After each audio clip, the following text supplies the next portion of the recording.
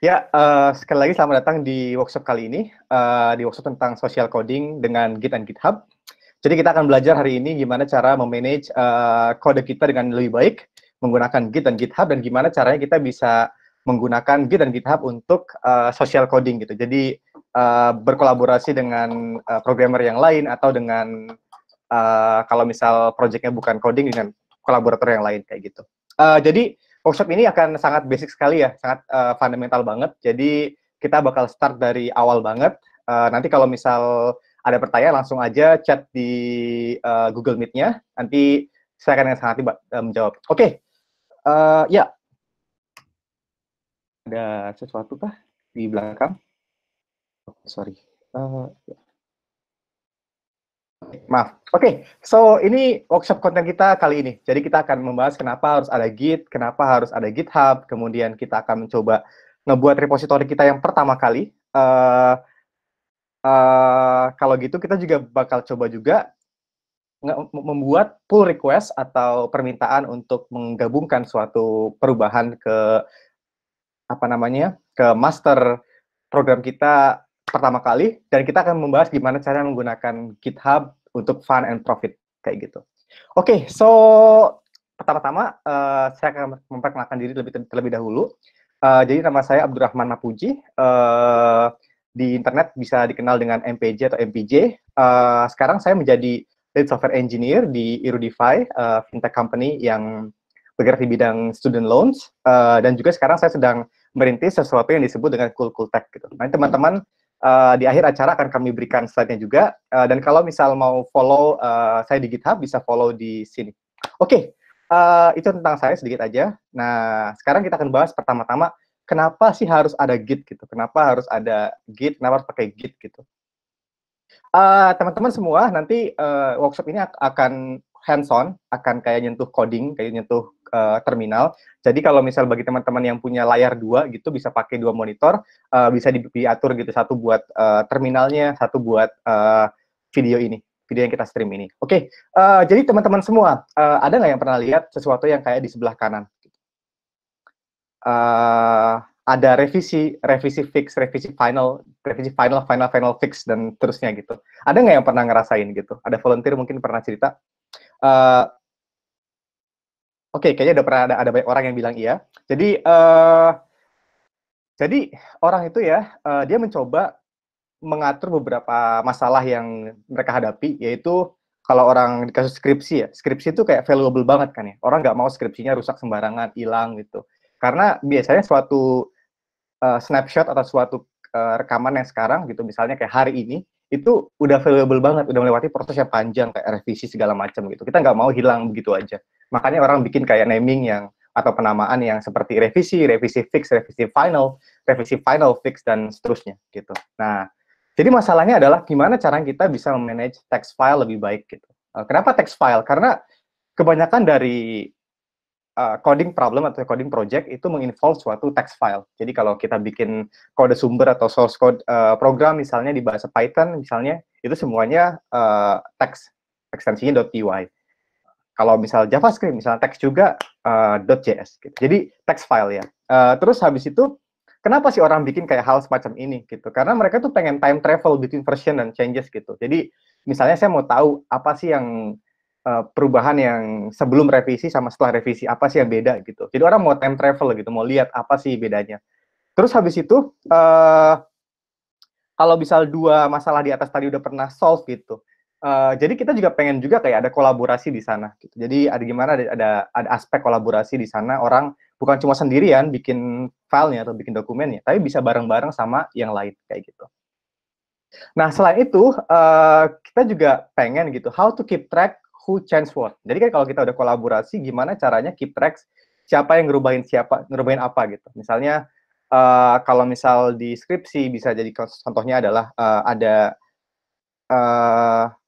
studentnya ngomong sama pembimbing, terus ada saran di situ, atau kayak misal skripsinya barengan tim gitu, bisa saling membantu kayak gitu. Oke, jadi itu masalahnya. Nah, ini salah satu contoh ya meme-meme yang dibuat orang gitu. Kadang kalau programmer gitu malas banget ngapus kode yang nggak dipakai, dia malah seringnya comment out gitu. Comment aja lah, ntar juga nggak jalan kodenya gitu. Tapi sebenarnya habits yang kayak gini tuh bakal hilang kalau kita pakai semacam kayak Git dan pakai Git dengan baik kayak gitu. Atau kayak gini, sama masalah kayak tadi. Kalau buat komentar buat program nggak mau, malah ngomentarin kode yang udah nggak dipakai. Padahal dihapus aja. Kalau kalian pakai Git, kalian bakal tahu kalau misal, yaudah nggak usah di komen-komen, dihapus aja sekalian, karena bakal terekam juga sama Git kayak gitu akhirnya. Kita bakal bahas di sesi berikutnya. Oke, so dari masalah itu semua, orang menciptakan yang kita sebut di mana dengan nama version control. Jadi mulai lagi tadi masalah tadi ya, source code is valuable gitu, dan terus kamu sebagai professional developer atau sebagai engineer atau sebagai orang yang tiap hari bekerja di project yang kalian kerjakan, merubah kodenya itu every day gitu, setiap hari. Jadi karena berubahnya setiap hari, nggak mungkin kita bikin kayak file namanya revisi final fix sampai beribu kali, karena tiap hari kita berubah gitu. Terus yang kayak tadi, programmers not working alone. Terus karena udah nggak bekerja sendirian, gimana caranya nge-prevent konflik? Kalau misalnya ada dua perubahan yang pengen merubah satu sama lain, tapi gimana sih harus di manage-nya gitu. Dan yang terakhir adalah gimana caranya kita memilah mana yang bakal kita masukin ke versi yang berikutnya. Jadi kalau misal teman-teman tahu kalau kita bikin aplikasi misalnya let's say YouTube gitu di Play Store, itu kan engineer-nya banyak ya, dan terus nggak bakal semua perubahan dimasukin gitu, dipilih-pilih dulu mana yang udah ditested, udah dicek semua, baru bisa dimasukin ke rilis kayak gitu. Oke, jadi ini keluarga version control ada banyak, bukan cuma Git ya. Jadi zaman dahulu kala ada Bazaar, ada Mercurial, ada Subversion, nah sekarang ada Git. Jadi Git itu special kind of version control software, yang mana dia itu distributed version control software. Jadi memungkinkan perubahan itu terjadi locally dulu di masing-masing programmernya, kemudian nanti bisa di reconcile di satu tempat yang centralized di remote server gitu. Oke, kayak gitu. Ada pertanyaan sampai di why Git? Oke, kalau nggak ada, continue ke why GitHub gitu. Oke, so ini sebenarnya lebih menjawab masalah di mana programmer is not working alone. Nah, jadi si GitHub ini ya, dia memberikan satu layer tambahan di Git gitu ya. Oke, gimana? Oke, so instead of si programmer ini kerja sendiri atau mereconcile semua perubahan di lokal komputernya sendiri, dia bisa manage itu di remote server yang kita sebut dengan GitHub gitu. Dan di sini dia memberikan suatu banyak tools yang membuat orang bisa kerja bareng-bareng gitu. Jadi makanya disebut dengan social coding gitu. Nanti ini bakal lebih relevan lagi kalau teman-teman aktif di dunia open source kayak gitu. Karena social coding itu idenya adalah saya naruh kode saya di luar sana, saya rasa itu menarik, mungkin ada orang yang suka juga gitu. Nanti entah kapan nggak langsung datang gitu, tiba-tiba di beberapa bulan kemudian orang datang, kodenya menarik, bisa nggak saya rubah jadi kayak gini? Nah itu dia ada aspek sosial di sana gitu, kayak semacam mirip kayak semacam gimana caranya akademisi zaman dahulu kala dengan paper-papernya, tapi ini lebih cepat dan lebih apa ya masif kayak gitu. Oke, terus GitHub itu nge-solve masalah more people, more challenge gitu. Jadi ntar di sana bakal dibantu gimana cara prevent konflik, gimana cara pastiin semua kode yang baru ditambahin sama orang lain itu bakal selalu jalan gitu, selalu bisa dipakai sama user kita nantinya. Terus kayak masalah yang tadi lagi, gimana caranya kita deciding mana yang kita masukin di new version kayak gitu. Dan welcome to GitHub gitu ya. Nanti kita bakal belajar gimana caranya ada pull request, terus kita bisa bikin wikis buat bagi teman-teman yang mau bikin dokumentasi untuk projectnya. Kita juga bisa collect issue, kalau misalnya ada bugs atau ada ideas di project kita juga bisa nge-setup sesuatu yang disebut dengan CI/CD, yang mana mungkin nggak bakal dibahas di workshop kali ini, tapi akan dibahas di workshop berikutnya. Oke, dan ada orang-orang yang juga pakai, dia make money from GitHub gitu loh. Nanti kita bakal bahas di part terakhir gitu. Dan masih banyak lagi. Oke, so karena ini hands-on workshop, let's see apa yang kita bisa pakai di GitHub gitu ya. Jadi GitHub itu tentunya kayak gini ya. Kalau teman-teman udah daftar gitu, harapan saya sih udah daftar semua ya. Terus nanti dashboard-nya kayak gini. Jadi di tengah-tengah ada newsfeed-nya, mirip kayak Instagram, kayak gitu. Jadi kita bisa lihat apa sih teman-teman kita yang lakuin di GitHub gitu. Ada yang nge-fork, ada yang ngasih star atau nge-like suatu repository. Kemudian di sebelah kiri ada tentang tim kita, di bawah ada di kiri atas ada yang namanya repository yang kita punya. Kita bisa search juga di sini kalau mau. Dan yang paling menarik adalah di sebelah kanan ada yang namanya explore repositories. Jadi kalau teman-teman yang suka kepo-kepo gitu, apa sih yang terjadi di luar sana, bisa buka explore repositories, lihat, oh apa nih yang di luar sana nih? Oh ternyata ada orang yang lagi mengerjain Microsoft Terminal. Oh kayaknya Microsoft Terminal sekarang open source ya, jadi kita bisa tahu hal kayak gitu loh. Oh ada bahasa baru namanya VLang gitu. Nah jadi kita bisa explore di sana masalah GitHub. Dan di sini yang saya mau coba sharing adalah, let's say kita mau buka Microsoft Terminal gitu ya. Nah, jadi typical repository atau suatu project itu bentuknya kayak gini. Jadi ada kode yang bisa kita explore di sini, bisa kita navigasi, kita bisa juga search dengan cara pencet tombol T, terus habis itu kita search misalnya .c something kayak gitu ya, bisa. Nah, dari situ kita bisa search, kita bisa juga buka issue yang tadi saya bahas, di mana orang nge-collect issue di sini. Kayak bagaimana caranya bisa kasih tahu, oh ini nih buat next feature, ini buat berikutnya. Orang bisa kasih idea mereka di sana gitu. Jadi ini lo ada bug loh, caranya kayak gini, cara nge-reproduce-nya. Terus nanti bakal didiskusiin gimana cara benerinnya gitu. Nah, mungkin penyampaiannya bisa lebih pelan dikit, Mas. Oke, boleh.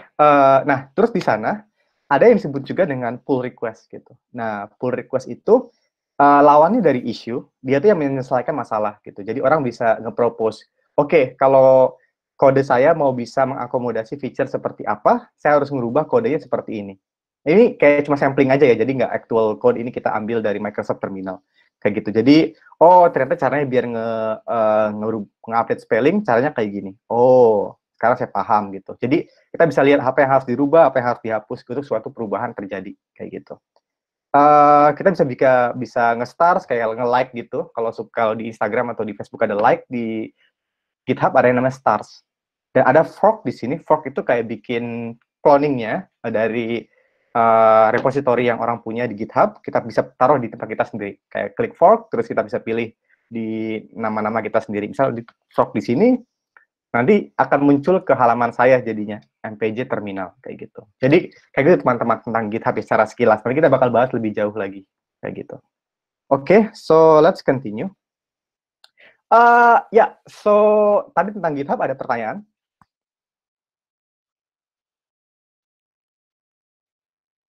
Oke, kalau nggak ada, let's continue tentang kita bahas create your first repository. Oke, so pertama-tama untuk kita bikin repository pertama kali, kita mau samain dulu ya persepsinya gitu. Apa sih terminologi yang ada gitu. Tapi saya nggak bakal pakai dictionary yang ini, saya pakai gambar ini aja. Oke, jadi ini tipikal yang terjadi di suatu project pemrograman, di coding project, atau di project yang involve Git. Jadi teman-teman juga ada yang pakai Git untuk ngebikin novel, ngebikin buku, kayak gitu. Jadi tipikalnya kayak gini, tipikal projectnya. Jadi kita punya suatu hal yang disebut dengan project. Project itu kayak semacam tempat di mana source code atau kode sumber dari suatu aplikasi disimpan, kayak gitu. Nah, terus dari situ ada yang namanya issue ya. Kalau misalnya di GitHub ada namanya issue. Yang namanya issue itu kayak semacam change request. Bisa nggak sih kita ubah aplikasinya supaya nambah feature A, feature B, kayak gitu. Nah, terus di setiap project itu pasti yang paling penting adalah ada yang namanya commit. Commit itu kayak semacam snapshot atau kayak rekaman dari suatu perubahan. Jadi misalnya saya bikin project awal banget nih. Awalnya sekarang kosong gitu. Tapi nanti kalau saya udah pede, udah siap gitu, udah deliver, saya bakal bikin suatu commit atau kayak rekaman yang udah terekam gitu. Oke, I create a commit gitu ya, namanya misalnya initial commit, yang isinya misalnya setup semua project structure segala macam. Nah, terus yang namanya commit ini life cycle-nya nggak cuma commit, tambah commit, tambah commit, tapi bisa bercabang-cabang. Gitu. Jadi muncullah suatu ide yang disebut dengan branch atau cabang, yang mana commit ini bakal tinggal di cabang-cabang itu. Jadi di typical project biasanya ada satu cabang utama. By default kita sebut cabang itu sebagai master. Jadi ada yang namanya cabang master atau master branch gitu. Nah, dari master branch ini orang bisa melakukan yang namanya branching atau forking. Branching atau forking itu adalah dia ngebuat cabang baru dari cabang yang utama gitu. Jadi let's say saya bikin cabang baru, misalnya ya, ini aplikasinya misalnya aplikasi Kulkul gitu. Kulkul memberikan online course, kemudian oke, sekarang saya mau tambahin lagi orang-orang Kulkul bisa login via LinkedIn misalnya. Jadi saya bikin cabang yang tugasnya adalah membuat feature itu. Nah, jadi istilahnya disebut dengan forking ya, atau branching atau forking. Nah, terus habis itu kita bisa bikin yang disebut pull request. Yang pull request ini di mana terjadi biasanya bukan di Git itu sendiri, tapi di GitHub. Nah, jadi idenya adalah gimana caranya cabang yang udah misah nih ya digabungin lagi. Jadi kalau teman-teman lihat di situ ada saat di mana si cabang ini membelah, nge-fork gitu, habis itu gabung lagi, nge-merge. Nah, itu yang disebut dengan pull request. Jadi kita meminta sama orang yang memaintain cabang utama, digabungin dong, bisa nggak? Kayak gitu.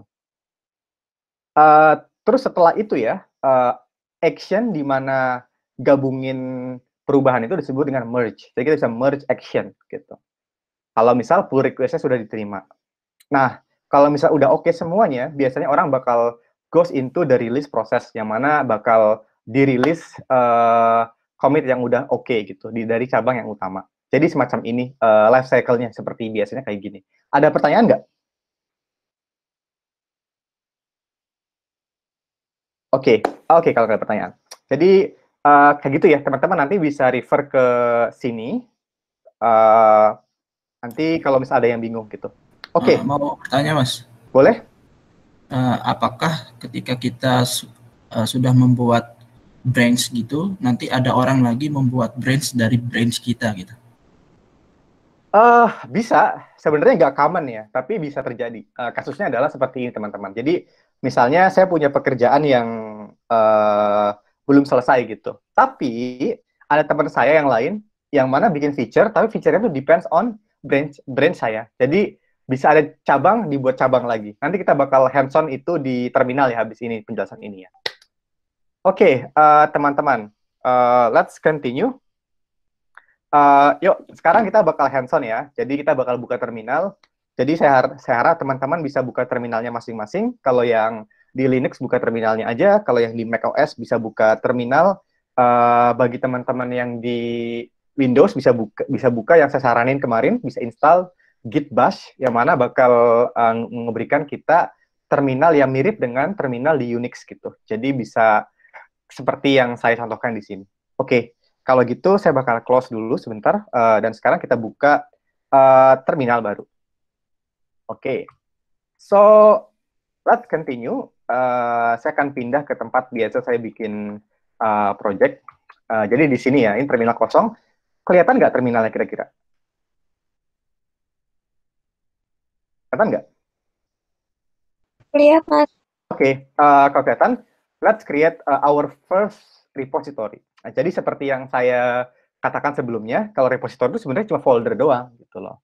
Apa sih istimewanya yang kita bahas? Oke, jadi kalau saya buka, lihat folder ini ada banyak folder, tapi jangan peduliin ya. Jadi yang kita peduliin adalah nanti saya akan bikin file folder, ya gimana? Apakah color atau ukuran dari tulisan di terminalnya itu bisa diperbesar nggak? Ada teman yang nggak bisa ngelihat karena layarnya dia span jadi 2. Oh gini, kalau gini gimana? Kalau kayak gini masih udah oke atau belum? Oke, kalau gitu saya bikin folder baru aja. Live coding. Oke. Kalau kayak gini kelihatan nggak, teman-teman?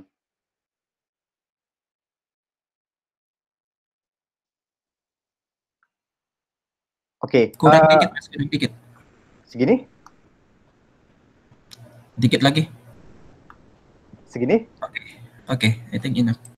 Oke, saya buat ya. Oke, jadi kayak gini ya, teman-teman.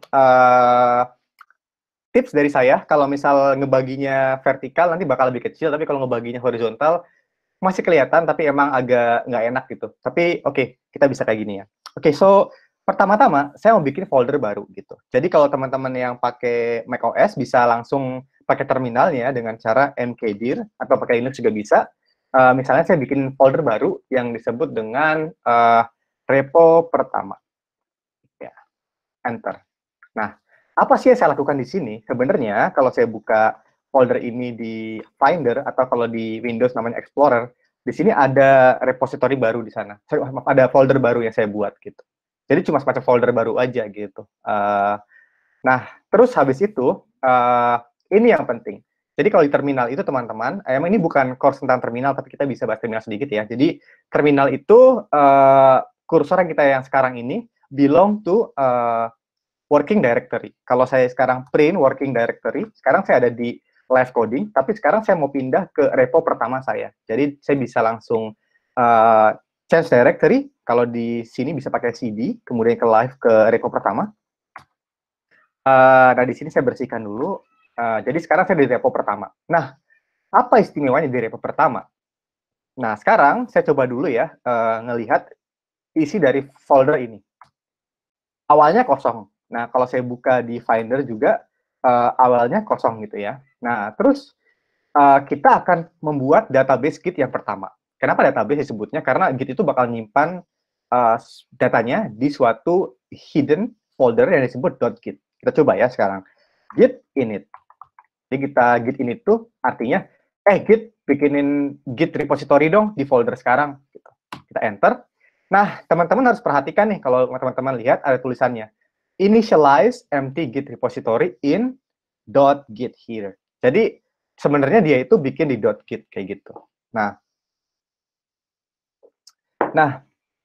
kalau teman-teman mau lihat di Finder, kita bisa lihat, kalau saya show hidden foldernya, ada hidden folder di sini .git gitu. Folder rahasia yang nggak ditampilin. Itu sengaja supaya orang nggak main-main dengan Git sembarangan. Soalnya takutnya nanti merusak struktur dari Git itu sendiri. Gimana sih struktur datanya dari struktur foldernya dari Git gimana? Jadi Git itu dia akan ngebikin suatu folder sendiri namanya .git yang mana bentuknya seperti ini. Jadi kayak semacam ada .git, ada hooks, ada objek. Kita nggak bakal bahas semuanya karena ada yang beberapa yang advance gitu, tapi singkatnya dia akan simpan di sini, terutama di bagian objects and refs gitu. Jadi dia bakal simpan datanya di sini. Oke, jadi itu Git pertama kita. Nah, sekarang kalau bikin Git kosong nggak ada artinya dong. Kita mau bikin Git itu yang ada project yang beneran gitu ya. Nah, di sini saya bakal langsung buka aplikasi saya, maksudnya kode.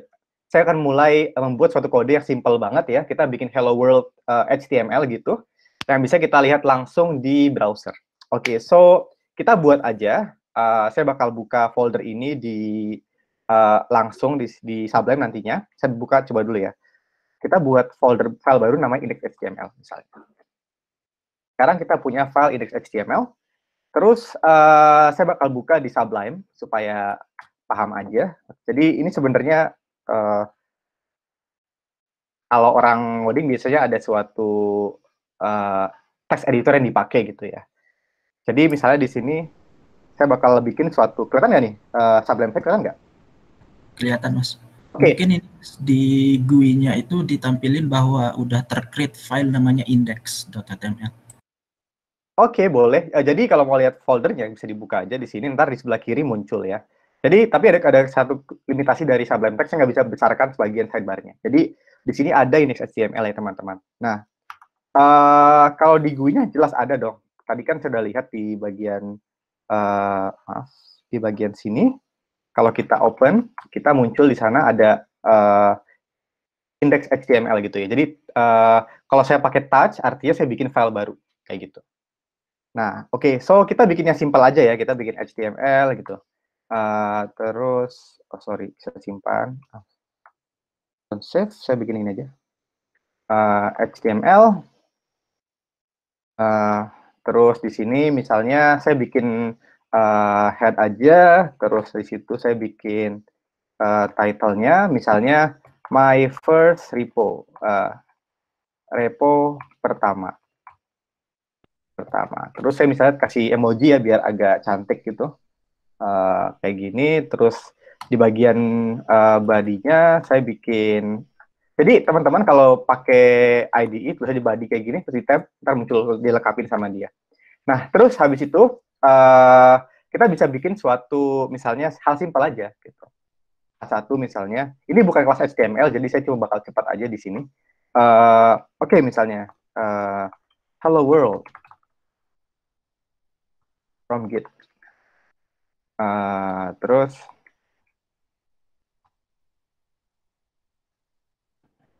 saya bikin hal kayak gini aja, pakai Octopus, misalnya biar kayak GitHub. Saya simpan langsung aja. Nah, terus saya coba buka index HTML ini di browser. Caranya gimana? Jadi caranya cuma cukup di terminal, kalau open index HTML. Dia bakal kebuka. Kalau teman-teman lihat, kita sekarang punya nggak begitu nice, tapi paling nggak kita bisa demonstrasikan di sini ada project yang berjalan gitu ya. Oke, so let's continue. Nah, ini yang penting nih. Saya akan sekarang mengenalkan yang namanya disebut dengan, jadi file di GitHub itu ada dua jenis ya. Jadi ada file yang baru itu biasanya belum di track gitu. Nah, dan ada file yang sudah di track. File yang sudah di track dengan GitHub itu maksudnya file yang sudah pernah di commit paling nggak sekali, atau file yang sudah pernah masuk ke dalam staging area. Nah, staging area itu apa? Staging area itu, jadi cara Git bekerja adalah dia tuh punya beberapa stage. Stage pertama itu file belum di track, kemudian file akan dimasukkan ke staging area. Staging area itu kayak kita udah siap nih untuk commit atau merekam perubahan ini. Nah, habis itu kode bakal masuk ke commit stage, yang mana sudah di commit kayak gitu ya. Itu gimana konkretnya? Konkretnya adalah kayak gini teman-teman. Jadi ada komentar di Git yang disebut dengan Git status. Git status kayak gini. Kalau kita enter, dia bakal muncul di sana gitu. Ada index HTML, ada .dstore. Yang .dstore jangan diperhatikan ya, ini dari macOS, jadi bisa kita biarin aja. Nah, berarti ada untracked file yang disebut dengan dstore. Nah, di sini saya mau saya mau nggak pedulikan dulu yang dstore, jadi akan saya hapus dengan cara rm-f .dstore-nya. Kemudian, -f harusnya. Nah, habis itu di sini kalau saya bersihkan dulu, saya git status. Sekarang saya punya index HTML aja. Nah, lalu yang saya sekarang mau masukkan perubahan ini ke dalam staging area. Caranya gimana? Staging area itu ditambahkan dengan cara menggunakan git add. Jadi ada yang namanya git add, komennya disebut add, dan mana kita masukin aja nama filenya. Di sini saya pakai index HTML. Ini tricks buat teman-teman kalau di terminal, kalau mau cepat completing, pencet tab aja, tab langsung complete ya. Langsung kita tambahin di sana. Sekarang kalau kita git status, ini ada yang menarik di sini teman-teman. Kalau teman-teman lihat, ada yang namanya chance to be committed.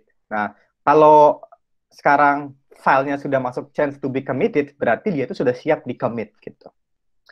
Nah, sekarang saya mau menjelaskan suatu konsep yang disebut dengan membandingkan perubahan yang baru gitu ya. Caranya gimana? Jadi ada komentar yang namanya disebut dengan git diff. Git diff itu mau lihat perubahan yang terjadi sekarang di Git repository kita.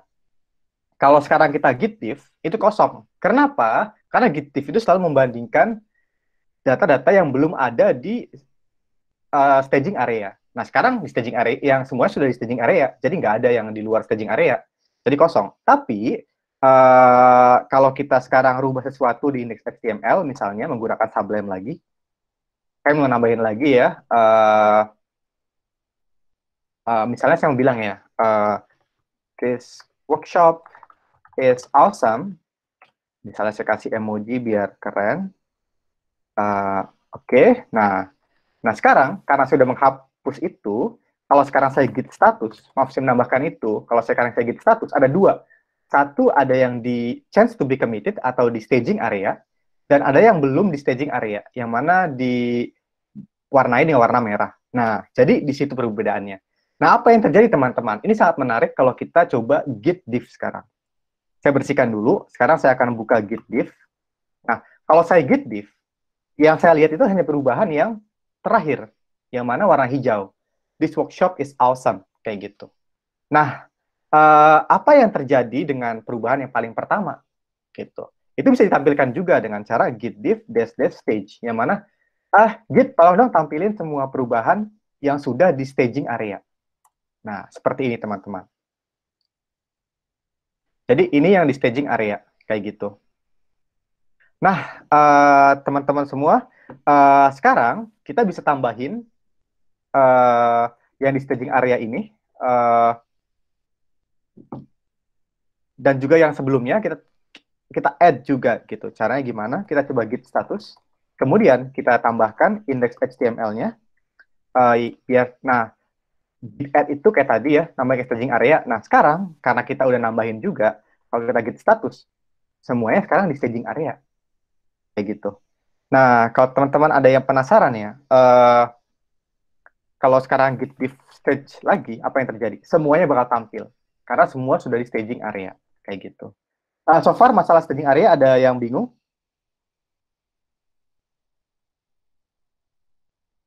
Oke, kayaknya nggak ada. Kalau nggak ada yang bingung, berarti gimana? Ingin bertanya. Boleh? Kalau misalkan ya, dia posisinya udah di staging area. Nah, kalau ternyata di staging area itu ada kode yang salah gitu kan. Gimana ngeriset atau ngebalikin yang ada di staging area biar nggak ke staging area? Oh, bisa. Oke. Ada teknik yang rumit bisa ngebalikin cuma per baris aja, tapi saya nggak bakal bahas kali ini. Saya bakal bahas kalau kita membalikin index HTML-nya ke luar staging area. Caranya gimana? Kita bisa lihat aja ya, bagi programmer gitu ya, harapannya sih bisa lihat di sini. Git rm case file adalah dia tuh bisa ngebuat yang tadi di staging area balik ke luar. Caranya coba aja ya, git rm -case index HTML. Nah sekarang kalau kita git status, itu bakal balik ke belakang gitu. Bakal semuanya sekarang di luar staging area kayak gitu. Ada cara lain ya, cara lain ini bisa kayak gini juga. Kalau misalnya sekarang saya ini di staging area, mau saya balikin selain pakai bisa rm case, bisa juga gini, reset dash index HTML. Oops, kayaknya ini nggak bisa. Nah ya, kalau saya git status bisa balik juga kayak gitu. Jadi ada dua cara itu sih yang biasa saya pakai gitu. Ada banyak cara tentunya di cara-cara lain. Oke, ada menjawab jawab ya. Ya, terima kasih Mas. Oke, so let's continue. Kita git add aja. Nah sekarang Jelasannya lebih pelan dikit lagi. Oh ya. Jadi intinya kalau misal mau membalikkan ke luar staging area, itu bisa ngikutin yang mana di sini. Kayak gitu. Kalau simpelnya yang nggak mau inget-inget komen, bisa ikut yang ada di sini. Git rm -dash case dan nama filenya. Kayak gitu. Oke, so let's continue. Nah, sekarang saya akan bahas ke masalah commit gitu ya. Jadi, kalau kita balik lagi ke slide kita yang sebelumnya, ada fase di mana kita mau bikin commit kan. Jadi, kita mau rekam gitu perubahan ini gitu. Nah, caranya gimana? Caranya pastikan yang mau kita rubah sudah ada di staging area. Oke, sekarang kita punya index HTML di staging area. Oke, nah sekarang kita mau rekam nih. Gimana cara ngecek sesuatu udah direkam atau belum? Jadi kalau caranya paling simpel itu sekarang kita bisa git log. Kalau kita git log, kosong ya, nggak ada apa-apa. Jadi katanya dibilang gini, fatal, your current branch master doesn't have any commits yet. Gitu. Jadi cabang kita nggak punya commit sama sekali. Nah sekarang kita bakal bikin commit kita yang pertama guys. Jadi caranya gini, kita git commit aja. Git commit itu suatu command dari git juga. Nah terus, nah ini yang orang-orang kadang takut ya. Biasanya orang-orang bakal kayak gini. Maaf ya, saya balikin ke settingan yang awal dulu biar nyontohin yang terjadi di teman-teman sana gitu. Oke. Nah biasanya lupain yang bagian git config-nya, dilupain dulu aja. Biasanya teman-teman tuh awalnya kayak gini, pas git commit, enter, apaan nih gitu kan. Nah bisa muncul kayak gini. Nah sekarang di sini saya bakal menjelasin gimana caranya bikin git itu nggak harus pakai hal yang disebut dengan Vim kayak gini, namanya Vim ya. Bisa pakai yang lain gitu. Jadi buat teman-teman semua di sini ada yang familiar sama Vim atau ada yang nggak familiar sama sekali? Oke, nah kan ada yang familiar, ada yang enggak gitu ya. Jadi saya bakal coba contohin di sini cara bikin commit-nya itu ya. Jadi itu kadang orang-orang yang pertama kali pakai Git tuh kayak takut, kalau commit harus keluar Vim. Vim itu apaan sih gitu. Oke, nah teman-teman semua coba di komputernya ikutin komentar ini, git config saya bersihin aja, git config dash global core editor, bisa pakai yang lebih simple gitu. Kalau nggak ada Vim, bisa pakai Nano. Nah, kalau pakai Nano, sekarang kalau saya git commit, ini bakal keluar halaman Nano. Nano tuh kayak gini. Dan kita bisa pakai cara biasa buat ngetik-ngetiknya, langsung ketik aja gitu. Tapi di sini saya nggak bakal pakai Nano. Saya bakal keluar lagi, dan saya nggak bakal simpan. Nah, sekarang saya pakai Sublime gitu, biar sesuai dengan text editor yang saya pakai, atau text editor yang teman-teman pakai gitu. Jadi idenya adalah kasih binary atau nama program yang kalian mau pakai di core editor ini. Nah, apa sih core editor ini, config ini? Jadi teman-teman semua, contoh ya, saya bisa nggak masukin di sini, saya pakai Sublime. Jadi ini komentarnya, Sublime -n-w, biar bisa nungguin Sublime-nya tuh udah tertutup atau belum. Saya enter, nanti kalau saya git commit, akan terbuka Sublime gitu. Nah, di sini saya bakal bisa bilang di sana, initial commit. Kasih hal yang keren lah, misalnya ini. Oops, kok gini? Anyway, kita gini aja. Oke, nah sekarang kalau saya simpan dan saya close. Ada pertanyaan, Mas. Boleh? Dari Mas Muhammad Ibnu Wijaya. Pertanyaannya, kalau nggak pakai Sublime, kata kuncinya apa ya? Versus good mungkin. Nah, gitu. Oke, pertanyaan bagus ya. Saya bukan VS Code user, tapi saya kasih tahu idenya aja. Idenya adalah kita cari komen di editor masing-masing, ada yang pakai IntelliJ atau VS Code atau yang lain. Gimana caranya si VS Code itu nungguin kita nutup jendelanya. Nanti kalau udah kayak gitu, itu bisa dipakai. Kenapa? Karena kalau saya mau bikin dia kosongan kayak gini, kalau saya bikin dia kosongan kayak gini ya, sabel doang gitu, yang terjadi adalah kalau saya git commit, karena udah, misalnya saya git commit kosong ya misalnya, jadi commit allow empty itu bisa bikin commit kosong, pas saya enter, ini juga bisa, pas saya git commit, pas saya buka terminalnya, aborting commit due to empty commit message. Jadi, biasanya kalau kita pakai Sabel doang, atau pakai VS Code doang, atau code doang gitu, dia bakal keluar otomatis gitu. Jadi, saya bukan pengguna VS Code, nggak bisa kasih tahu, cuma idenya adalah tadi, cari yang mana dia bikin new file, habis itu dia harus nungguin sampai VS Code-nya keluar, kayak gitu. Tapi kalau teman-teman lagi bingung, sekarang pakai VS Code nggak tahu komennya, sementara bisa pakai Nano misalnya. Saya bakal pakai Nano ke depannya, kayak gitu. Oke, so far ada pertanyaan lagi? Ada juga pertanyaan. Boleh? Dari Mas Junius Ramadhani. Ya. Cara buat HTML-nya pakai Notepad++ gimana, Mas? Gitu. Oh, kalau buat HTML-nya buat aja. Jadi sebenarnya gini teman-teman, tinggal di folder yang kalian pakai, bikin aja klik kanan, new file kayak gitu, namanya index.html. Jadi nggak harus pakai Sublime atau yang lainnya, itu cuma contoh aja gitu. Bisa pakai text editor atau pakai IDE yang kalian suka. Itu cuma contoh aja. Nah, bikin filenya di dalam folder yang sudah dipantau oleh Git ya? Betul sekali. Jadi ingat kan tadi pas awal-awal kita pakai git init. Terus habis itu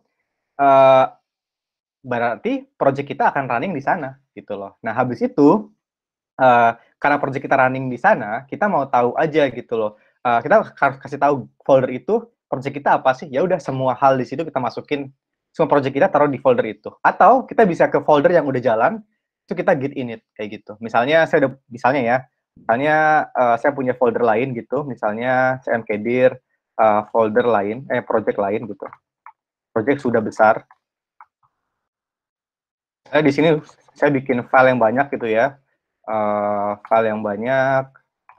Nah, kalau saya open, ada banyak file gitu pura-puranya, ada index 1, 2, 3 gitu. Nah, di sini saya bisa langsung git init aja. Nanti dia bisa inisialisasi sendiri kayak gitu. Jadi teman-teman bisa kayak gitu ya. Ke repo pertama. Semoga menjawab. Oke, so let's continue. Kita sampai mana tadi? kita udah sampai bikin commit ya. Nah, terus di sini saya akan mendemonstrasikan manfaat dari Git gitu loh. Jadi mendemonstrasikan the whole branching workflow yang kita punya kayak gitu ya. Nah, tapi sebelumnya gimana? Ada pertanyaan lanjutan Mas dari Mas Junus sendiri. Boleh? Masnya itu sudah coba ketik touchindex.html di repo pertamanya, cuma nggak berhasil, itu kira-kira apa kendalanya Mas? Sepertinya akan sulit ya buat nebak-nebak gitu. Tapi di OS apa ya?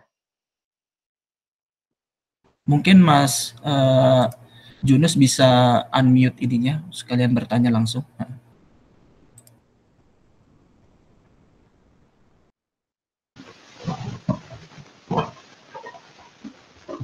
Silahkan Mas Junus.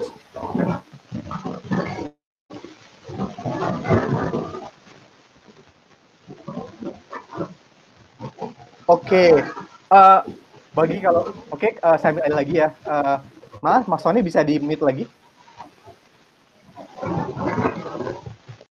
Oke, saya ambil alih lagi ya. Jadi kalau teman-teman yang bagi yang kesulitan bikin file, jangan repot-repot dari sini. Bisa pakai text editornya misalnya, klik kanan gitu di sini misalnya, new file gitu. Misalnya save aja di situ sebagai misalnya index2.html gitu. Jadi teman-teman jangan ragu, nggak harus pakai terminal kok, bisa pakai text editor, bisa pakai file explorer gitu bisa. Jadi yang penting tujuan tercapai kayak gitu ya. Jadi ini cuma project simple aja sih pakai HTML. Tapi kalau bagi teman-teman yang pakai file lain, misalnya pakai file txt doang juga nggak apa-apa. Jadi bikin file txt biasa juga boleh kayak gitu. Oke, so karena banyak yang dibahas, kita let's continue dulu aja ya. Jadi pertama-tama satu pertanyaan lagi. Boleh?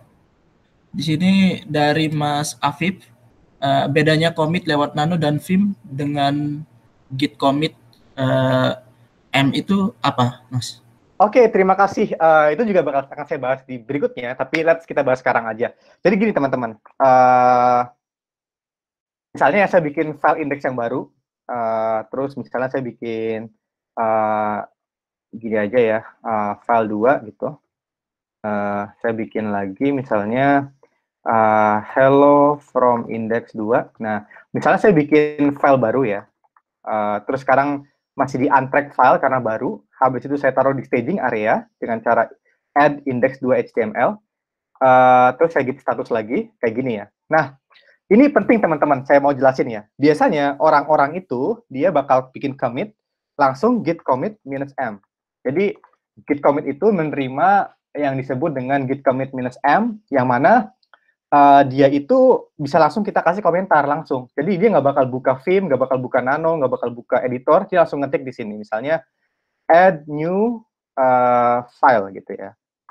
Nah, kalau kita sekarang git log, muncul kayak gini. Ada 2 commit yang kita buat ya. Atau kalau saya kasih tips lagi, kalau mau lihat bentuk percabangannya, bisa dengan cara git log dash graph dash on one line dash all. Nah, ini akan muncul percabangannya. Ada dua commit yang kita punya. Nah, menjawab tadi kenapa harus pakai -m sama biasa. Jadi gini teman-teman, kalau kita pakai -m, kita bisa cuma kasih title-nya doang gitu loh. Kita nggak ngasih dia kontennya. Jadi gini, misalnya saya rubah lagi ya ini HTML-nya ya. Misalnya ya, saya kasih paragraf gitu. This is why we use git commit instead of git commit -m ya. Nah, misalnya saya tambahin satu hal kayak gini ya. Nah, misalnya saya git status, sekarang dia ada di unstage gitu ya.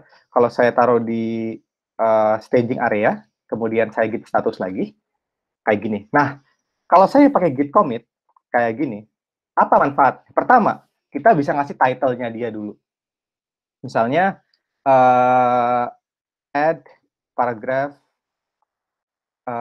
in index2.html. Nah, habis itu kita bisa kasih reason-nya. Jadi orang bikin kode itu nggak cuma cukup ngasih tahu judul perubahannya, tapi kadang orang ngasih tahu alasannya gitu loh. Misalnya saya di sini menambahkan paragraf di index 2 HTML karena saya ingin mendemonstrasikan cara menulis explanation di commit message. Gitu. Nah, jadi kita bisa masukin penjelasannya juga. Jadi bukan cuma satu baris, tapi penjelasannya. Apa manfaatnya? Kalau saya simpan commit-nya, terus saya yes, terus saya sekarang git show, nanti ada dua di sana. Ada pertama ada ininya dulu, title-nya, kemudian ada penjelasannya. Nah, ini bakal menarik kalau misal kita udah taruh git kita di internet gitu ya. Nanti saya akan bakal balik lagi ke sana saat kita udah taruh git kita di GitHub kayak gitu. Apakah cukup menjawab? Oke, so semoga sudah ya. So let's lihat. Oke, terima kasih Afif. Jadi kita lanjut ya, teman-teman. Cukup ya, intinya adalah supaya praktisnya lebih baik gitu, kita harus jelasin juga apa yang kita rubah kayak gitu. Oke, so let's continue. Nah sekarang kalau kita lihat di git log yang dash graph tadi, masih lurus-lurus doang nih cabang-cabangnya nih gitu. Kalau tadi kita lihat di PPT kita kayak perasaan kalau di penjelasan ada yang bengkok-bengkok gitu. Nah, yang sekarang kita punya masih lurus-lurus doang. Nanti saya bikin bengkok-bengkok. Oke, sekarang jadi kita bakal bahas sekarang namanya check out atau branching gitu ya, atau forking. Jadi ibaratnya sekarang kan kita di master ya, atau kalau teman-teman nggak muncul kayak gini, bisa ketik git branch kayak gini, keluarnya tuh master doang gitu ya. Jadi kita cuma ada di master, cabang yang master kayak gitu. Nah sekarang ibaratnya kita mau bikin suatu percabangan yang baru gitu loh. Misalnya ibaratnya saya mau bikin feature baru namanya review gitu ya. Jadi ada komentar yang di Git yang disebut dengan Git checkout. Jadi Git checkout ini dia tuh dipakai untuk pindah dari satu branch ke branch yang lain. Nah, tapi karena cabang di sini belum ada, saya bakal bikin cabang yang baru disebut dengan cara -b alias create a new branch dan kasih namanya. Nah, kalau yang bisa saya lakukan adalah waktu saya bikin suatu cabang, saya kasih nama depan awalannya dengan feature atau infrastructure atau kayak documentation. Jadi saya kasih feature / review section. Jadi sekarang saya mau bikin review section ya, kayak gitu. Oke, sekarang kalau saya git branch, teman-teman bakal lihat sekarang saya ada di feature review section. Atau kalau teman-teman pakai IDE ya, biasanya ada kecil-kecil di bawah gitu. Contoh kalau tempat saya ada feature review section di paling bawah ke kanan. Kecil banget sih, mungkin nggak kelihatan. Nah, jadi kayak gitu. Nah, sekarang saya coba implementasi ini, feature sectionnya gitu. Oke, so di sini saya bakal bikin ya HTML simple banget gitu, nggak canggih-canggih. Saya juga bukan jago CSS, jadi ya simple-simple aja. Let's create a new H1 yang kita sebut dengan reviews. Terus habis itu kita bikin paragraf baru ya misalnya. Jadi p baru misalnya ada review dari Sony yang mana dia kasih bintang 5.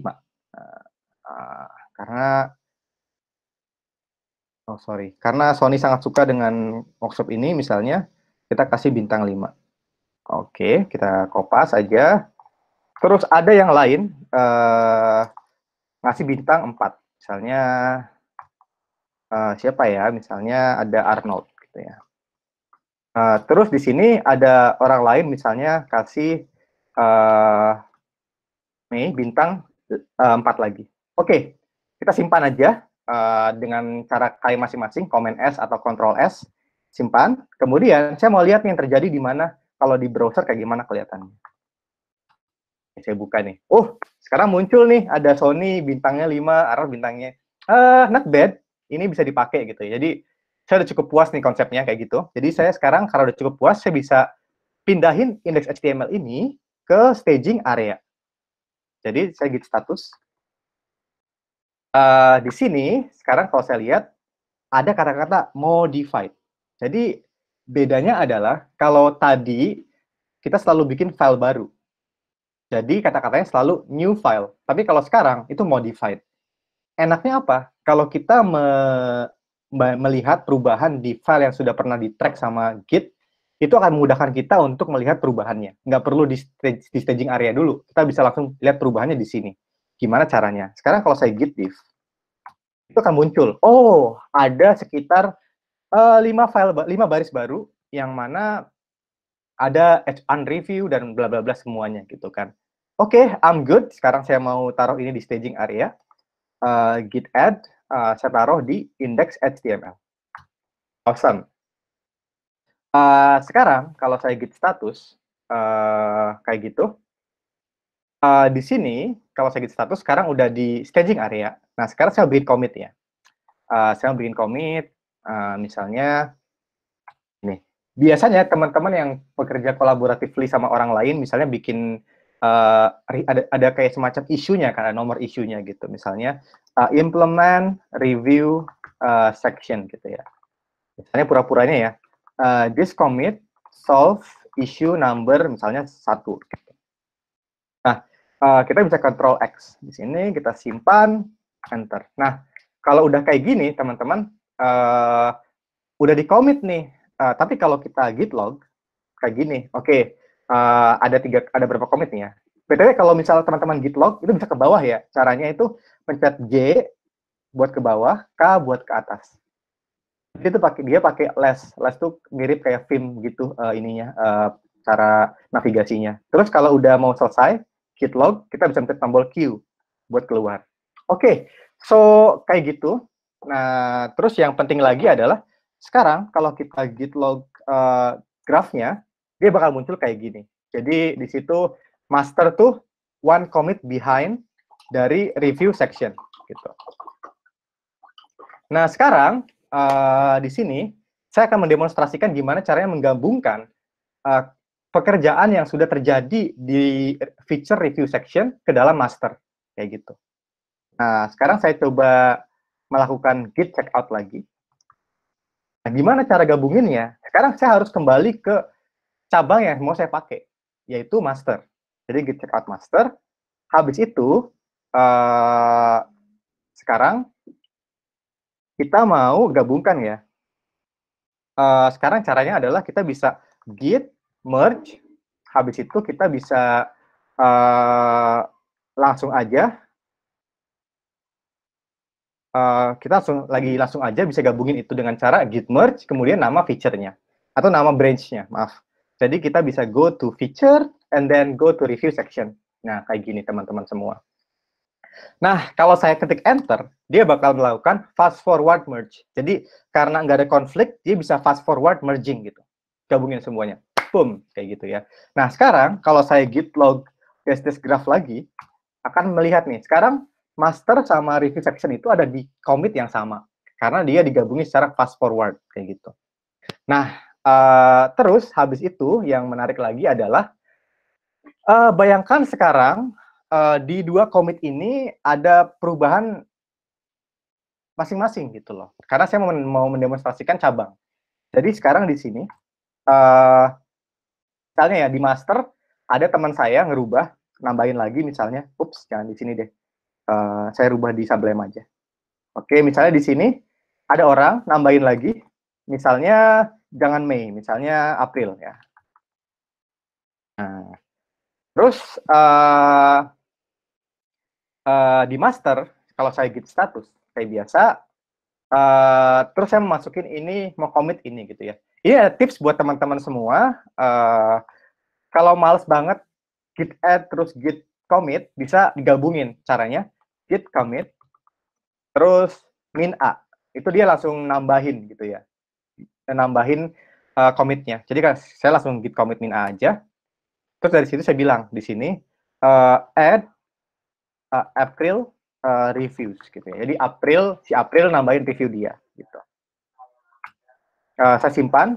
Nah setelah itu kalau saya git log dash graph, sekarang kayak gini ya, master udah mendahului gitu. Nah sekarang gimana kalau saya balik lagi ke cabang yang satunya, terus di si cabang yang satunya, saya akan menambahkan review yang lain gitu. Jadi sekarang di cabang yang lainnya, jadi gini guys, pas kita check out itu ya, file kita bakal berubah otomatis tergantung di mana cabang kita gitu. Jadi pas saya buka di sini ya, reviewnya April hilang gitu.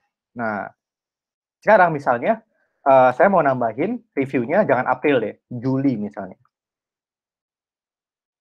Juli. Si Juli nambahin review dia.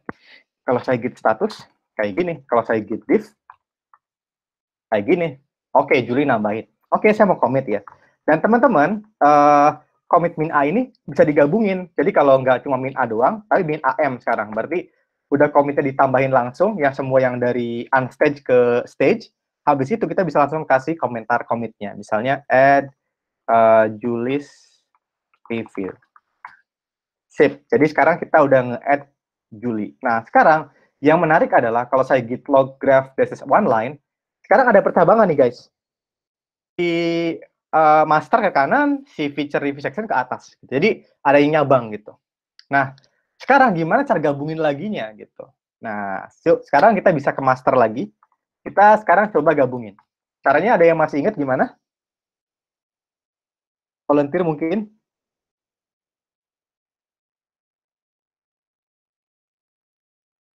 Oke, ngantuk semua ya, apa gimana nih? Oke, jadi caranya gini guys. Caranya adalah git merge feature review section.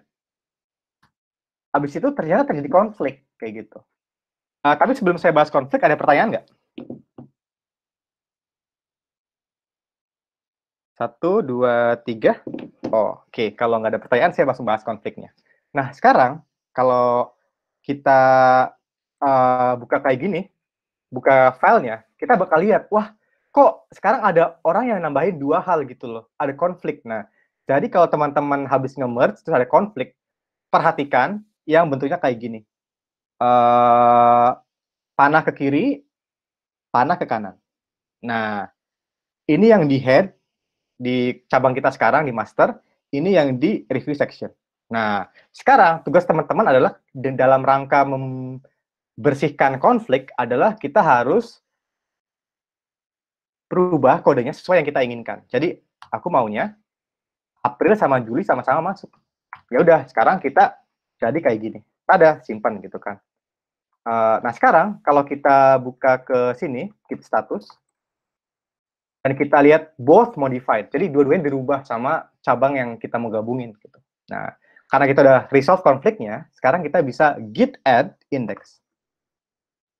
Nah, kita sekarang dari staging area. Nah, kalau kita lihat lagi git div staging areanya dengan cara stage gitu. Sekarang ternyata yang beda dari master sama dari feature review section adalah cuma nggak ada Juli doang nih. Yang mana bener banget. Oke, sekarang saya bisa commit. Karena dia merge, itu biasanya kalau merge, commit itu udah dibuatin sama Git. Jadi langsung dibilang di sana, merge branch feature review section. Oke, I'm fine. Langsung Ctrl X aja, tersimpan. Oke, jadi kalau sekarang kita git log graph one line, kan bisa lihat di sana, ada percabangan yang terjadi, terus habis itu gabung lagi. Nah, itu yang kita barusan lakuin, teman-teman. Ada pertanyaan?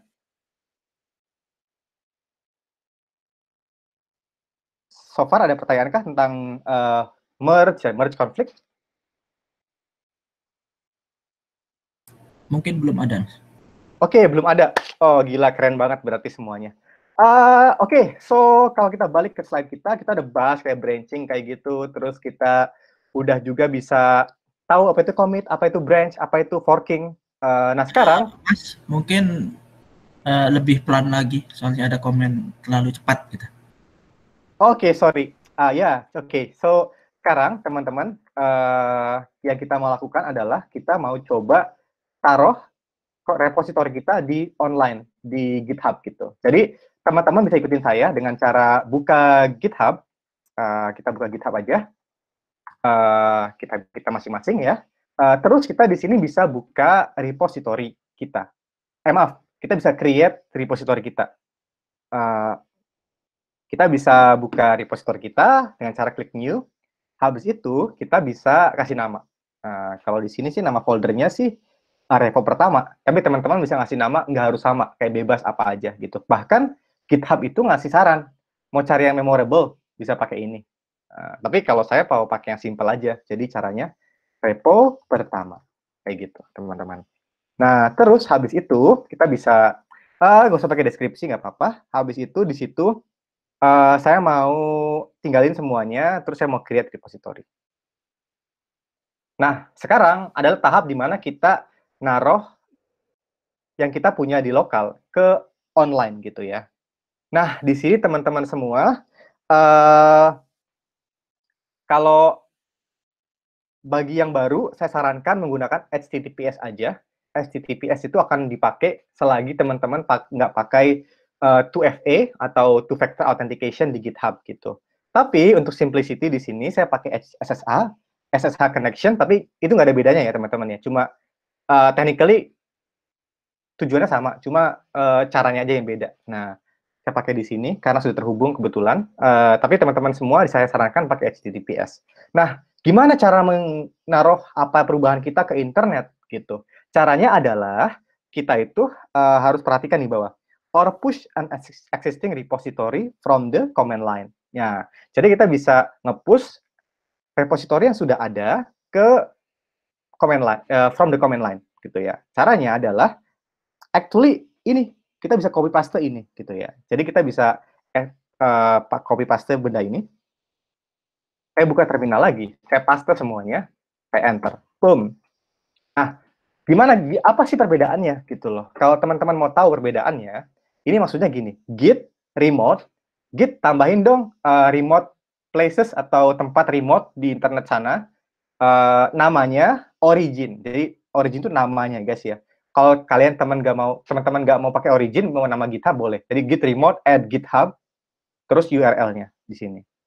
Jadi bisa kayak gitu juga. Nah, gimana cara ngeceknya? Kita bisa pakai git remote and then -v. Ada. Sekarang kita bisa kelihatan, oh ternyata saya punya remote namanya origin, ini alamat nge-fetch-nya, ini alamat nge-push-nya. Kayak gitu. Nah, terus habis itu saya akan follow perintah dari dia ini, git push -u origin master. Gunanya apa? Nge-push semua yang saya miliki di lokal. Kayak gitu. Nah, karena kalau saya git push -u origin master, okay, so now kalau saya reload lagi atau back to GitHub and then reload ini semua, tada, sekarang saya punya semuanya gitu loh. Jadi git push origin itu nama remote-nya, habis itu nama branch-nya.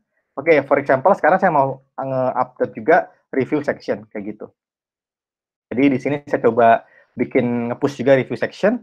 Nah, nanti kalau saya git commit Windows R, di sini ada 2 cabang gitu. Ada 2 cabang yang saya miliki kayak gitu. Nggak cuma master tapi ada review section. Nah, itu teman-teman tentang mengkonekkan antara dari Git ke GitHub gitu. Nah, teman-teman mungkin bertanya-tanya ya, kok kenapa perasaan kalau di repository yang lain tuh ada kayak semacam deskripsinya di bawah gitu. Nah, contoh-contoh saya tunjukkan lagi di sini.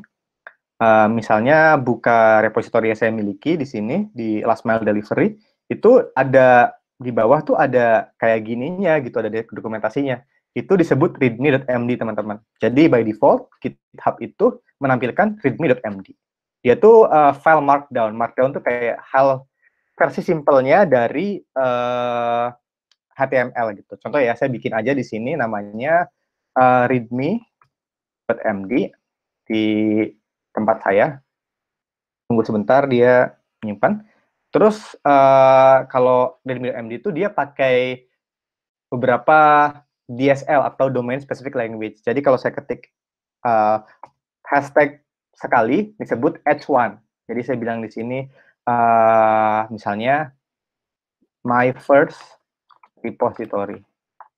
Oke, terus saya bilang habis itu kalau pagarnya 2 berarti h2 about gitu ya. Terus di sini saya bisa kata-kata repository ini dibuat dalam rangka workshop Git dan GitHub gitu ya. Oke, saya simpan aja. Terus nanti bisa saya commit di sini. Misalnya saya git status, kemudian saya git add readme.md, kemudian habis itu saya git status lagi.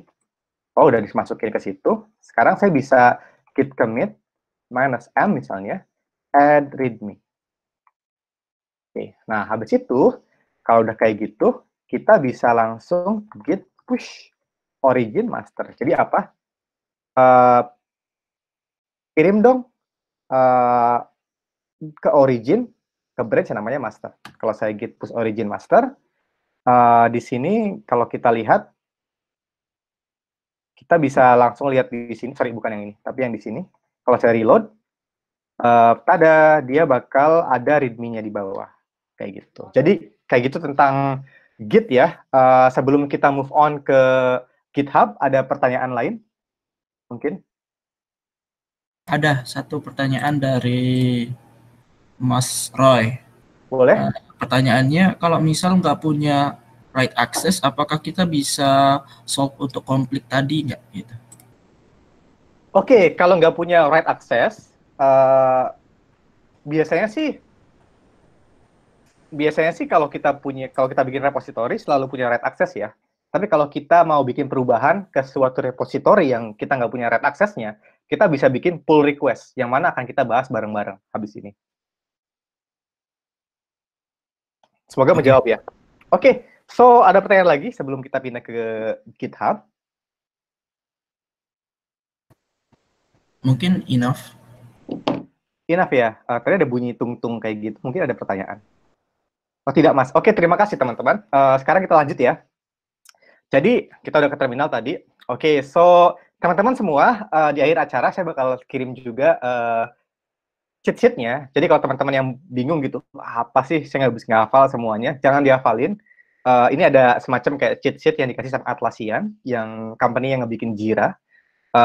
Terus nanti teman-teman bisa pakai cheat sheet ini buat membiasakan diri gitu. Oh, git log, git diff, git commit, git config gitu ya.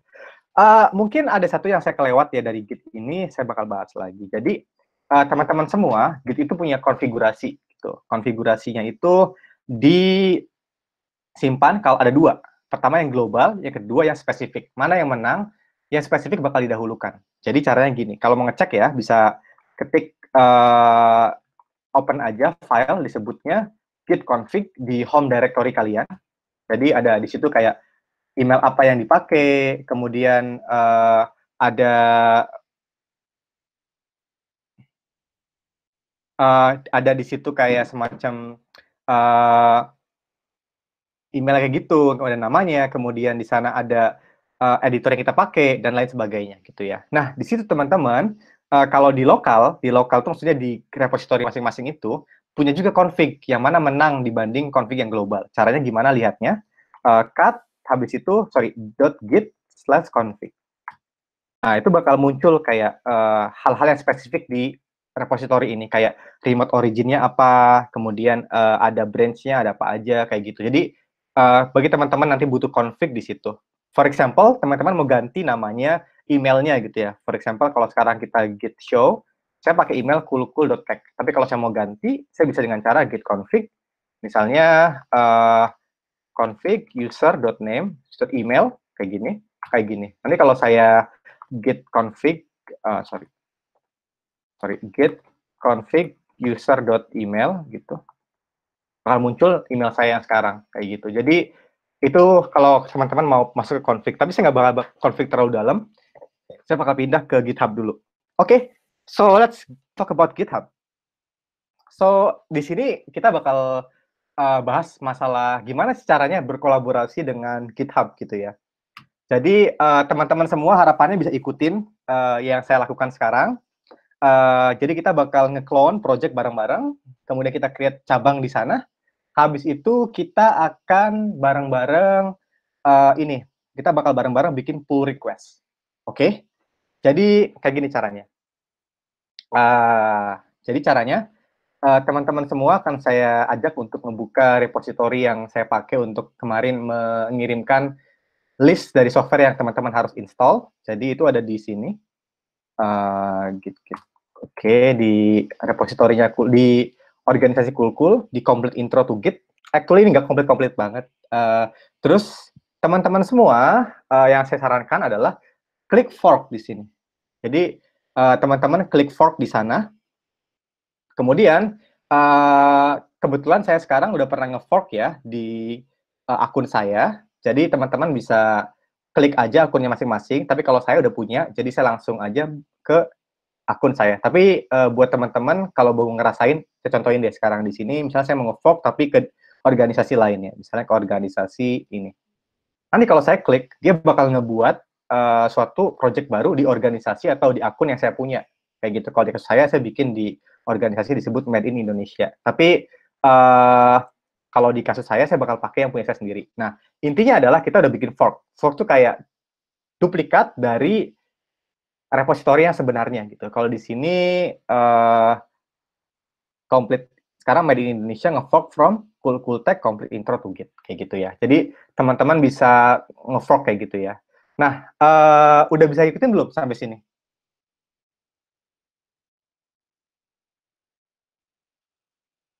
Oke, saya lihat ada 5 orang yang nge-fork, jadi udah ada yang mulai ikutan ya. Oke, terima kasih.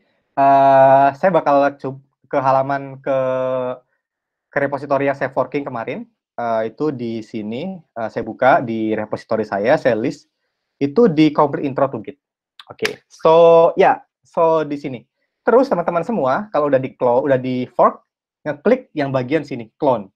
Nah, clone itu tadi kan kita udah coba nge-push ya. Sekarang kita mau nge-clone. Itu balikannya dari clone. Balikannya dari push. Jadi kita ngambil dari remote ke lokal.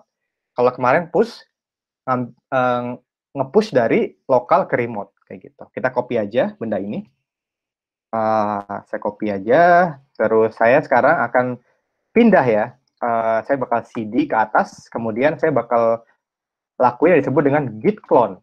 Jadi teman-teman runningin kode ini. Git clone artinya itu ngambil dari yang teman-teman mau. Yang di kasus ini forkingnya teman-teman masing-masing. Enter aja. Nanti bakal nge-clone semuanya. Kayak gitu ya. Nah, terus di sini kebetulan karena project saya tuh nggak agak apa ya beda, udah mulai ketinggalan beberapa commit dari yang cool tech yang master. Saya bakal mendemonstrasikan juga di sini gimana cara update yang terbaru gitu. Jadi caranya saya bakal ke cool tech, tapi yang step ini teman-teman bisa skip juga nggak apa-apa karena emang teman-teman harusnya udah dapat yang terbaru kayak gitu. Jadi saya bakal copy juga yang cool tech, kemudian saya bakal tambahin remote baru dengan cara git remote add cool dan juga alamatnya. Nah, terus sekarang saya enter. Nah, sekarang di sini, kalau saya lihat, saya bisa git remote -v. Kayak gitu. Sekarang saya punya cool. Nah, well, kok, oh, sorry guys. Maaf, ada salah. Saya harus pindah dulu ke complete intro dulu. Kalau sekarang git remote-v. Nah, saya punya fork saya yang di origin, kemudian saya tambahin lagi satu lagi di sini. Yang mana kalau sekarang saya git remote-v, ada dua. Ada punya cool, ada punya saya sendiri. Sampai sini ada pertanyaan nggak?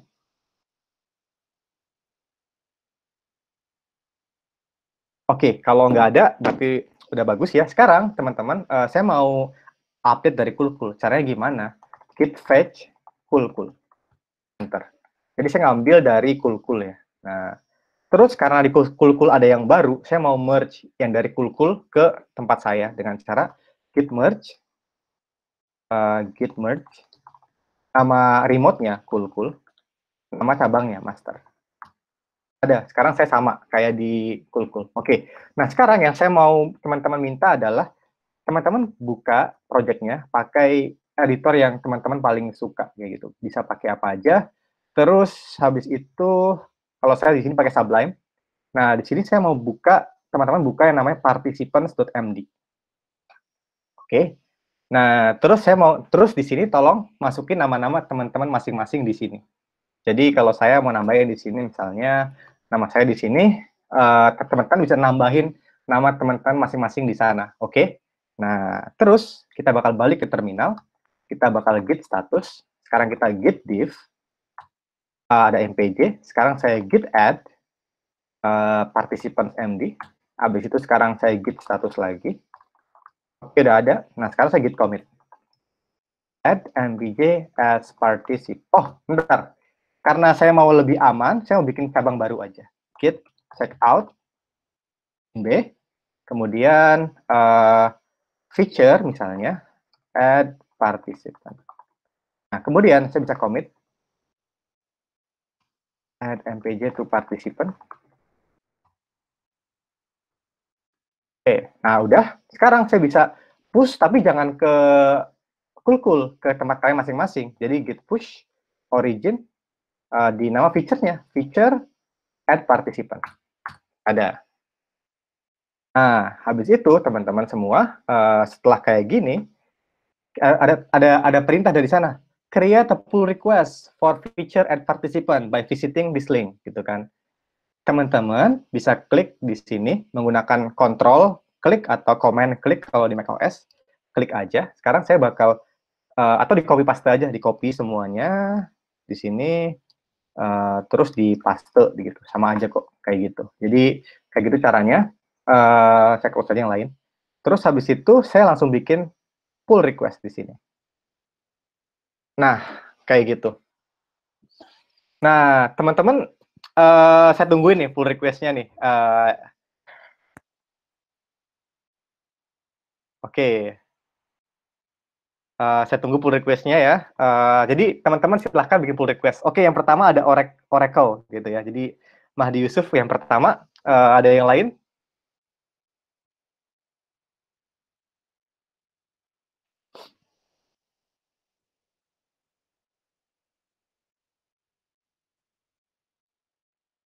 Oke, kita coba lihat lagi.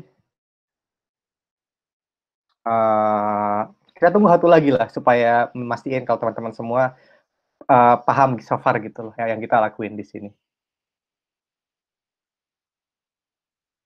Oke.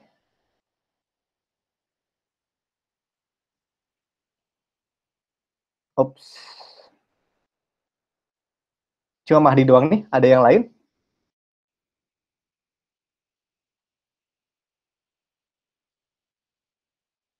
Atau ada yang kesulitan? Bisa ngomong aja kalau yang ada kesulitan.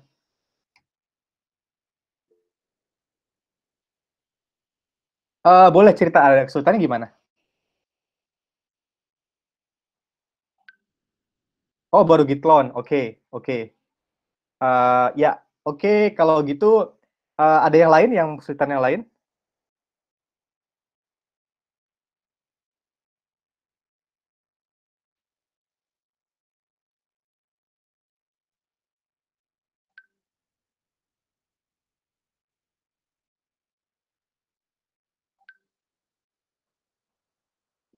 Oh, maaf, ini ada berisik sedikit, jadi mengganggu. Saya mute dulu. Oke. Oke, so setelah git clone, kita langsung bikin filenya dirubah dulu. Jadi kayak semacam kayak tadi saya gitu. Oke. Nggak masalah kalau ada yang masih ketinggalan, bisa dilanjutin di akhir acara, tapi idenya adalah setelah git clone, kita rubah sesuatu di participants.md, kemudian setelah itu kita tambah nama kalian masing-masing, habis itu kita commit, habis itu kita git push ke cool, kayak gitu ya. Nah, nanti kalau mau bikin pull request yang bingung, bisa gini juga caranya. Jadi bisa ke cool yang halaman ini, habis itu ke pull request, biasanya ntar ditawarin di sini, kayak kamu barusan bikin branching baru, mau bikin pull request enggak? Kayak gitu. Atau di pas kalian saat commit, harusnya ada muncul kayak gini. Kayak gitu, kayak create a pull request by visiting this page, kayak gitu. Atau bisa juga buka repo, buka punya kalian sendiri-sendiri, terus ntar ada ditawarin di situ. Oke, nggak lama-lama, karena kita ada bahasan yang lain, kita bakal review punya Mahdi, gitu ya. Thank you Mahdi udah jadi volunteer. Oke, so di sini Mahdi udah namanya di participant list gitu ya. Jadi kita bisa review nih, karena saya sebagai salah satu maintainernya, saya bisa bilang, awesome, thank you for your active participation, gitu kan. Nah, terus di sini kita bisa approve. Kemudian setelah kita approve, kita bisa langsung merge pull request ini. Tada, sekarang si Mahdi udah muncul di participant MD di sini, gitu. Nggak ada enternya sih, tapi nggak apa. Intinya udah ada. Oke, so far ada pertanyaan sebelum kita lanjut?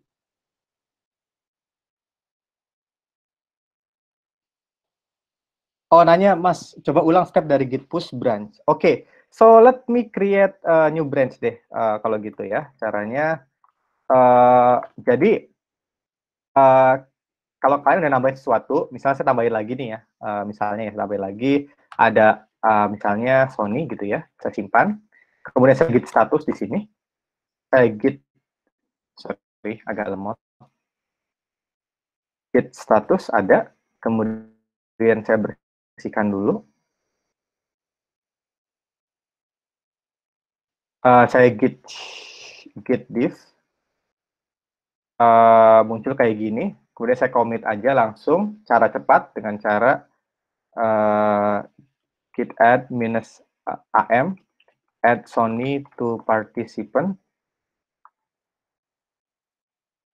Oke, habis itu tinggal, oh sorry, salah git commit harusnya guys. Oke, habis itu tinggal langsung push aja ya, git push origin feature add participant.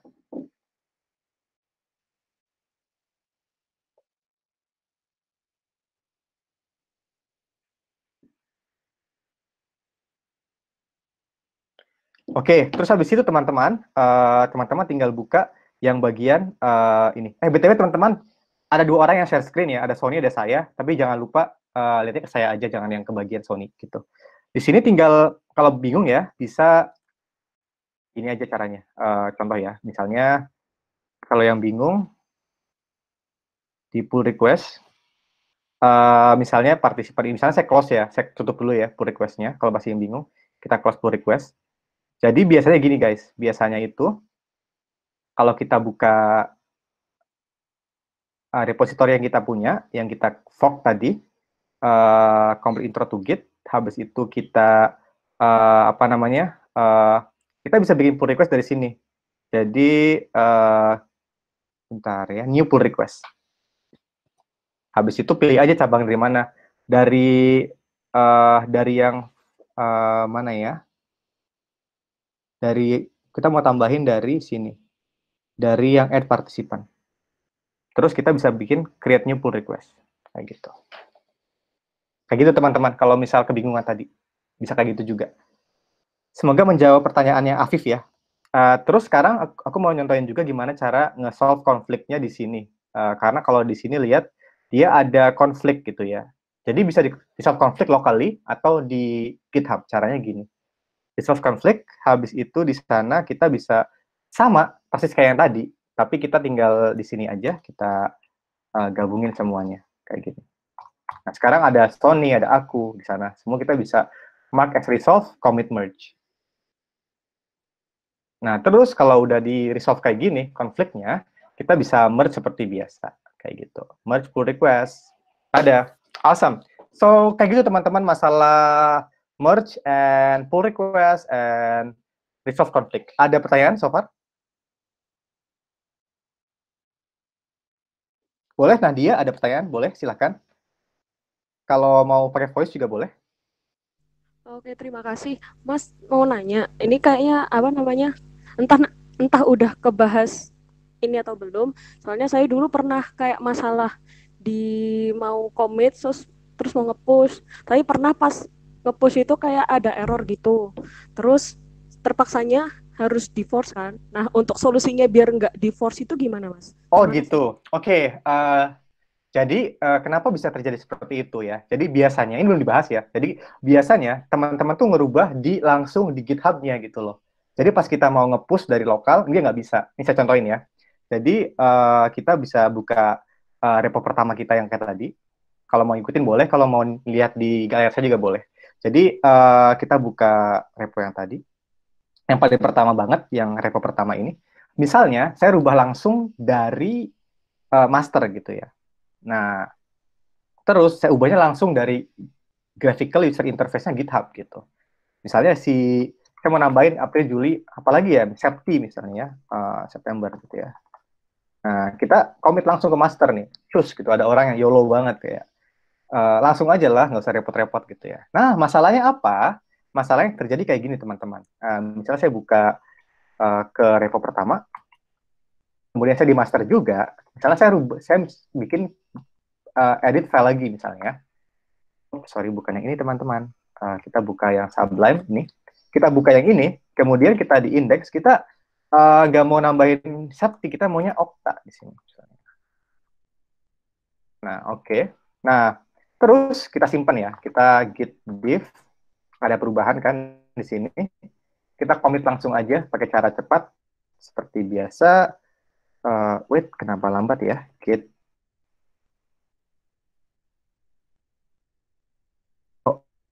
Oh, sorry ada salah, ada isu sedikit. Kita git commit aja. Langsung -am add Octas review ya. Nah, ini teman-teman bakal ngalamin kesulitan pas nge-push. Apa? Nih, kita coba aja ya. Bentar.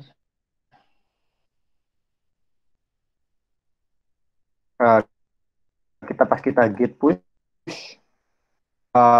origin and then kita push master, itu pasti nanti ada muncul kayak penolakan. Kita tungguin aja. Kayak gini bukan masalahnya, Nadia? Dulu itu masalahnya kalau nggak salah buat repo baru di GitHub. Terus apa namanya? Baru nge-push itu kok mau di-push ke GitHub kok malah error padahal baru benar-benar pertama kali ngebuat gitu loh, Mas. Oh iya, Gimana? itu biasanya sama kayak gini. Kenapa? Biasanya kamu klik repositori bukan repositori kosong. Ibaratnya gini ya, saya contoh ini ya. Misalnya kalau kita kan kayak gini nih. Nah, cara nge-solve-nya gimana? Bisa git pull origin master. Ini nge-pull dari master dulu. Habis ini saya bakal bahas juga yang Nadia maksud gitu. Ada konflik di sana. Nah, kenapa konflik? Karena tadi ada si siapa namanya? Si Okta sama si itu. Nah, di sini saya langsung solve aja dulu ininya. Nah, udah kayak gini, baru di-save. Setelah itu saya bisa langsung git add, habis itu saya langsung git commit, langsung aja git commit, Ctrl X. Nah, sekarang kita bisa git push origin master. Nah, habis ini saya bahas juga yang dimaksud dengan Okta tadi. Kenapa bisa gagal gitu ya. Nah, itu kayak gini masalahnya. Pas kita create new repository, harus diperhatikan ya. Jadi kalau teman-teman bikinnya pakai readme, itu dia bakal ada file satu baru gitu loh. Jadi commit-nya bakal beda gitu. Contoh ya, bisa saya bikin new repo. Nah, habis itu kalau saya new repo misalnya, kalau saya bikin ini, dia ada kayak satu file kan. Nah, kemudian kalau saya pakai ini buat remote-nya, misalnya saya bikin kayak git remote add repo readme ini ya. Nah, terus kalau sekarang saya git push repo readme master, yang terjadi adalah saya bakal gagal. Kenapa? Walaupun baru dibuat, tapi ada pekerjaan yang belum saya ambil dari sana, kayak gitu. Nah, itu yang membuat biasanya orang nggak bisa nge-push dari project yang baru, kayak gitu. Tapi kalau misal persisnya saya nggak tahu ya, karena saya nggak tahu apa yang waktu itu Mbak Nadia lakukan. Tapi kalau solve-nya kayak gini, caranya sama kayak tadi. Kita pull aja siapa namanya? Repo readme ini. Tapi agak harmful. Ini di-pull aja, habis itu kita bisa push ke sana, kayak gitu. Saya nggak bakal nge-pull kayak ini karena bakal merusak perubahan yang udah terjadi di sini. Kayak gitu sih. Semoga menjawab. Ada pertanyaan, Mas. Apakah udah masuk belum ininya dia yang tadi? Oh, PR tadi ya. Oke, thank you siapa nih? Afif Valviano. Oke, so Afif, terima kasih udah bikin pull request. Ada sedikit konflik, tapi akan saya merge sekarang. Terima kasih buat teman-teman yang udah bikin pull request. Bagi yang belum bisa bikin pull request habis acara ini. Oke, so saya bakal merge yang punya Afif. Mantap banget. Akhirnya ada volunteer lain. Masuk. Jadi yang lain boleh nambah-nambahin juga ya. Buat jadi kayak ada bintang, ada hijau-hijaunya gitu. Ada cendolnya gitu teman-teman di sini. Kalau ngelihat di cendolnya makin hijau. Nah, di sini ada cendol-cendolnya gitu ya. Nah, oke, saya merge langsung aja. Oke, thank you. Ya, berarti udah cukup ada sampling ya beberapa orang yang berhasil ngikutin gitu. Satu lagi pertanyaan, Mas. Iya, boleh. Apa bedanya antara pull sama pitch? Oke, agak beda ya. Kalau pull itu dia langsung maksain apa yang perubahan ada dari remote ke branch kita sekarang. Kalau fetch itu, saya mau tahu aja semua perubahan yang pernah terjadi gitu di remote repository atau di tempat lain. Jadi kalau nge-fetch itu kayak ambil dulu aja datanya. Nantinya mau saya merge, saya mau ngapain terserah nanti kayak gitu. Kalau pull tuh kayak fetch and pull and merge to my branch right now kayak gitu. Semoga menjawab. Oke. Kalau gitu kita bisa bahas yang menarik nih. Sekarang GitHub for fun and profit.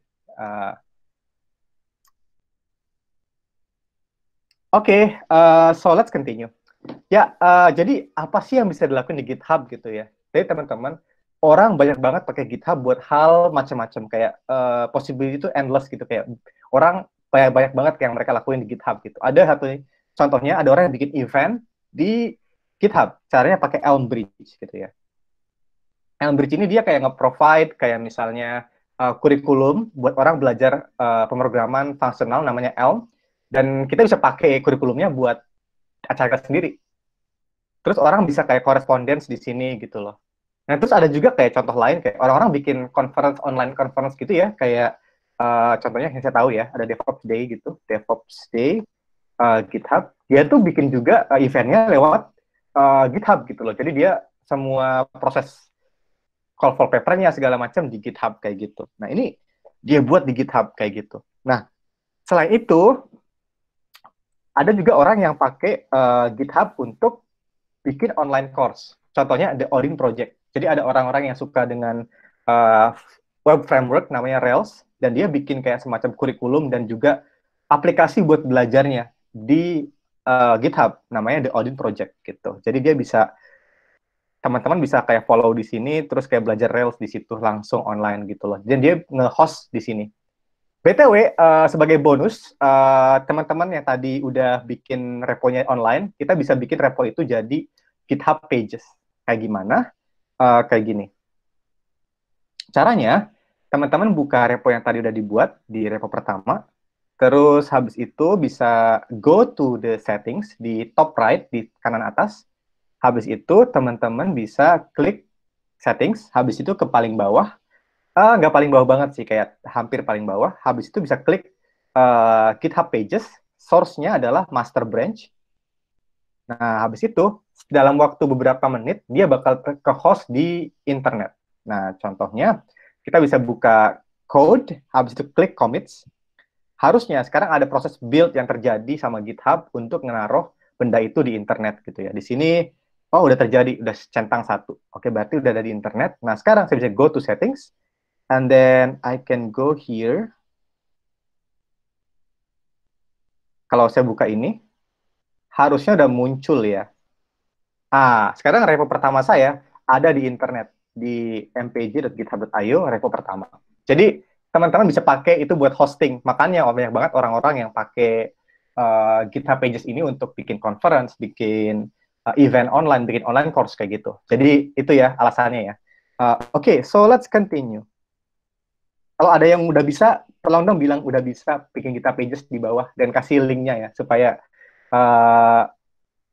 tahu gitu kalau kalian bisa ngikutin. Oke, so sambil jalan, saya bakal bahas yang berikutnya. Jadi, ada orang yang bikin kayak kurasi juga, kayak nge-curate valuable materials gitu. Nah, oke, so ada di sini. Sudah, bisa kasih linknya, Afif? Jadi kita bisa tahu, kita buka. Oke, terima kasih. Ini punya Afif ya. Kita lihat apa yang dibuat sama Afif. Sambil nanti habis itu kita bahas ke kurasi lagi. Oke. Wes, Afif bikin something yang keren juga sih. Jadi kayak gini ya, ntar possibility-nya endless gitu. Kalian bisa masukin CSS, masukin mungkin di React App atau apapun di situ, bisa di sini, bisa di host di sini. Anyway, so let's continue. So ada orang yang bikin kurasi gitu, kayak nge-curate hal-hal yang menarik di GitHub. Ada orang namanya Sindre Sorhus, yang dia tuh kayak full-time open sourcer. Jadi bener-bener kayak magician yang di GitHub gitu. Jadi full-time open sourcer gitu ya. Nah, dia tuh project yang paling terkenal namanya adalah Awesome. 100.000 orang nge-like ini gitu. Bayangin 100.000 orang. Nah, dia tuh kayak nge-curate kayak buku, apapun itulah. Jadi misalnya buku ya, bisa klik. Mau buku tentang apa? Programming books, Go books, R books, Mind Expanding book, klik new tab gitu kan. Nah, dia nge-curate hal-hal itu di sana gitu. Bagi orang-orang yang belum dapat linknya bisa di sini. Tapi ntar bakal dikasih juga di akhir acara kayak gitu. Kalau mau lihat di sini bisa. Oh sorry, I'm opening the wrong thing. So ya. Oke, so something like that ya. Jadi kayak gitu. Nah, ada buku tentang filosofi, startup, gender, all lot of things di sini. Jadi orang banget bisa kontribusi di sini gitu loh. Nah, terus let's go back to our slides. Nah, di sini ada yang orang bikin kayak buku di sana gitu. Ada orang namanya Kel Simpson, orang JavaScript, yang dia tuh bikin buku You Don't Know JavaScript on GitHub. Jadi dia bikin bukunya full di sana, gratis, orang bisa baca, orang bisa edit, orang bisa translate ke bahasa-bahasa tertentu di sini, kayak gitu loh. Jadi menarik gitu, apa yang orang bisa lakuin di sini, terus share ini online gitu. Sorry, ini saya buka salah. Contoh ya, saya bukain si You Don't Know JS. Habis itu, orang bisa buka kayak get things started. Tapi dia bikin kayak mode kayak freemium. Jadi yang gratis-gratis ditaruh di sini. Chapter-chapter yang advance taruh di berbayar kayak gitu. Jadi dia bisa buka kayak ada forward-nya, chapter 1, chapter 2, all of things. Jadi kayak gitu teman-teman semua. Nah, kayak what is JavaScript, bla bla bla. Nah, terus ada orang yang dia tuh bikin personal branding kayak gitu di sana. Nah, ini penting dibahas nih. Jadi orang itu kadang-kadang recruiter atau kayak orang HR tuh pakai GitHub juga untuk nge-search orang-orang yang aktif di open source gitu. Karena walaupun nggak semua orang kerja di open source, tapi kadang-kadang ada beberapa company yang kayak mempertimbangkan open source contribution gitu loh. Kayak, oh, channel banget nih, hijau semua nih. Mungkin dia sangat aktif gitu di dunia open source gitu. Nah, ada juga orang-orang kayak gitu. Jadi bisa dipakai buat nge-showcase project yang pernah kita buat. Jadi kalau misal di Instagram, showcase-nya adalah foto. Kalau di GitHub itu, showcase-nya adalah project-project yang kalian buat. Nah, contohnya ya. Contohnya di sini si Sindre Sorhus, dia bikin kayak XO, JavaScript linter. Dia bikin kayak awesome yang tadi. Nah, terus kalau misal contohnya ambil saya sendiri gitu, saya bikin showcase misalnya cara bikin API dengan Node.js gitu di last mile delivery gitu. Jadi orang bisa contek ini dan bisa pakai itu buat di pekerjaan mereka masing-masing. Orang juga bisa kayak bikin kontribusi kalau mereka mau di sana kayak gitu sih. Nah, jadi ini bisa jadi bahan juga sih untuk teman-teman yang programmer yang pakai GitHub kayak gitu ya, untuk bahan personal branding. Manfaatnya apa? Ternyata ada manfaat yang berikutnya yang saya bahas di slide ini, yaitu adalah GitHub sponsors. Ada orang-orang yang dia aktif di open source, dia jadiin ini full time gitu. Jadi ada orang yang sponsorin di sini. Kayak misalnya di sini si Sindre Sorhus ada 162 orang yang sponsorin dia per bulan. Jadi kalau misal satu orang yang $5, itu bisa sampai kayak 2000 62 atau 800. Kalau dia $50, bayangin bisa 8 ribuan USD gitu dia dapat dari sponsor-sponsor dia. Jadi kalau teman-teman yang mau kayak mendalami open source bisa juga ke sini kayak gitu. Nah, dan banyak banget di sana gitu loh. Oke, saya mau bahas juga beberapa tambahan nih buat teman-teman yang masih sekolah, yang master atau yang study, bisa ikut namanya GitHub Education Pack, yang mana dia tuh kayak GitHub ngasih kita a lot of education materials, termasuk kayak nyewa domain atau nyewa server secara cuma-cuma. Contohnya di sini dia ngasih kayak domain gratis di name.com, ada AWS juga berapa kredit, $100 kredit, ada Azure, ada DigitalOcean, ada Namecheap, ada a lot of things di sini yang kalian bisa pakai. Ada Heroku kalau kalian mau pakai Hobby Dino for 2 years, ada .tech domain, even Cool juga awalnya berasal dari sini kayak gitu sih. Jadi kalian bisa bisa pakai manfaat dari GitHub Education Pack buat teman-teman yang masih sekolah gitu. Dan disaranin banget bagi teman-teman yang masih sekolah bisa ikut acara ini, GitHub Campus Expert, karena kalian bakal dapet kayak exposure ke teman-teman di industri, sama dapet kayak technical training juga dari GitHub kayak gitu sih. Terus ya, jadi link ini abis ini kalau teman-teman masih sekolah ya, jangan lupa daftar kayak gitu. Penting banget, dapat banyak banget yang gratis. Contohnya yang paling menarik itu bagi teman-teman yang suka data science, mungkin ada namanya data camp. Data camp. Teman-teman yang suka front end, ada front end masters di sini. Ada front end masters. Teman-teman yang suka IoT ada Arduino, diskon hardware juga, kayak gitu. Dan banyak banget, saya nggak ada yang desainer suka Icon Scout, buat download icon, dan banyak banget di situ. Oke, itu tentang GitHub Education Pack. Nah, yang terakhir ini kayak sponsor dari teman saya. Jadi waktu cerita nih ya, waktu dulu saya masih awal-awal banget gitu ke dunia software, saya bukan dari computer science, terus kemudian saya terjun kayak pengen coba software gitu. Akhirnya saya cari-cari nih, ada nggak sih internship yang online gitu. Nah, terus saya nemu ada non-profit organization disebut dengan Open Learning Exchange, di mana dia tuh ngasih kayak learning management system buat di orang-orang di Central Asia, di Middle East, di Afrika, buat di rural area gitu loh, di area-area remote kayak gitu. Nah, terus mereka lagi always open for virtual software engineering and system engineering internship untuk memanage project mereka yang disebut dengan Treehouses Remote. Jadi itu kayak aplikasi untuk manage Raspberry Pi. Kalau ada yang tahu Raspberry Pi, komputer kecil kayak gitu, nah ini aplikasinya dia. Nah, bagi teman-teman yang mau exposure ke dalam Git dan belajar software engineering, bisa follow mereka juga. Nah, kalau kalian buka website mereka, di sini, di treehouses.io, mereka bakal bilang ngasih the first 10 step, yang mana first 10 step-nya itu mirip apa yang kita lakuin hari ini, yaitu belajar Git, bikin Markdown, bikin wiki. Nah, kalau kalian klik di homepage-nya, nanti ada become a virtual intern gitu. Follow the first step in order to learn how. Nah, jadi kalian bisa follow ini kalau kalian tertarik untuk kayak hands-on di Raspberry Pi atau bikin front-end application di Angular kayak gitu.